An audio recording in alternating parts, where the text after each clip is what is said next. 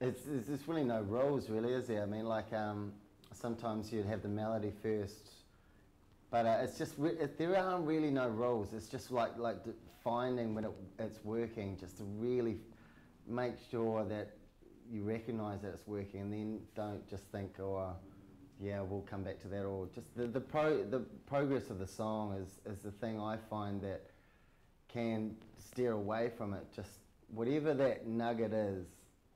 This is out of anything. If you just remember that, the nugget of when you think you've got something, record that. Whether you finish it, or you get it, or you complete it, or maybe you go off and you decide you don't like it. Always record that and keep that in your catalogue for maybe, okay, well maybe we didn't come up with the right lyrics that time, maybe we weren't feeling it, but that nugget should be something that you have on your iTunes. Like, you know, all the little recordings, everything I've ever done is on an iTunes thing, shuffle, that just a folder. All these little nuggets of lyrics or melodies, or usually musical bits, and there's about 1,200 of them on there now, and I'll just put them on shuffle. And if my girlfriend's made me, I'll be doing the cleaning and they'll be playing. And then out of 1,200, you might hear that one that, because after 2 days, I get sick of something that I've written. So you still put them on there, but they still have worth, and maybe you can come back to them after, and then, okay, that's the time then. But to answer your question, I know I've veered off it, but there are no rules, really. You should explore every way to do it. Lennon and McCartney were the best example, really. Because John Lennon would write even just lines down, and then he would just basically throw it in the drawer. Yeah. And Paul McCartney would come along later, open that drawer, and then he would understand how John was thinking, and then he would finish the song. Yeah. And another way, like John used to write melodies that I saw George Martin on this documentary do, which I hadn't thought of before, but Leonard would basically have 5 notes of a major scale and just play them over and over again, and just pivot on them and discover different melodies. Because everyone has their own style, right? Everyone gravitates towards a certain thing, or they have a certain way, and it's about challenging yourself to get off that, bend it a bit, and see how it works. Maybe it works, maybe it doesn't, no big deal. But he used to just play from C to G, you know, 5 notes, and come up with something will click, and then that's it.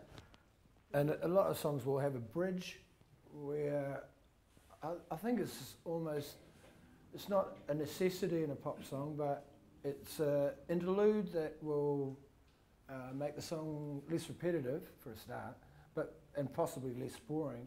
But yeah, to create a bridge is something, you've got your chorus happening, you're pretty certain on the chorus, it's that thing that sticks in your head, and then yeah, the interlude sort of between your 2 verses, and that's quite a trick and quite a craft.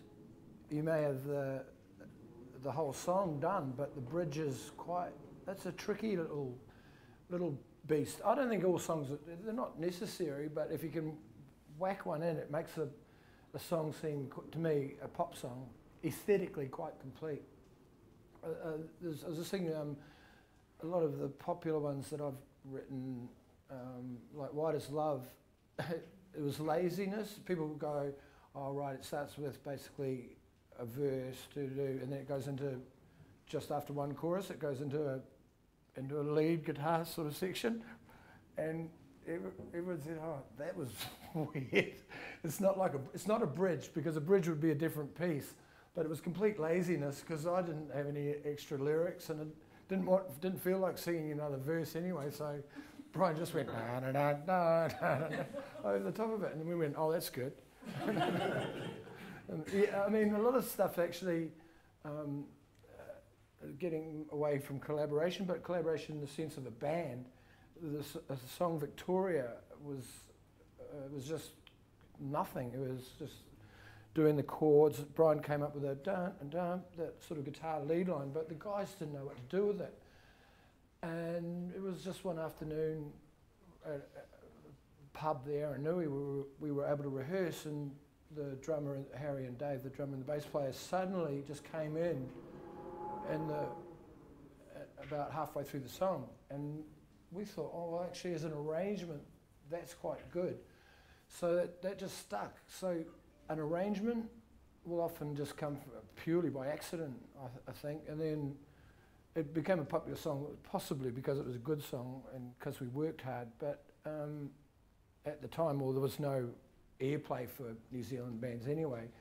But listening to it now, it's still kind of a freaky song that nothing actually happens for about 1:40, and that's still kind of odd, kind of unique, I think. But yeah, sort of, I don't think there's a rule to, no to rules. structures. Could start with a bridge. Because whatever your normal style is, you kind of want to do something different just because you're going to get bored of that anyway, you know?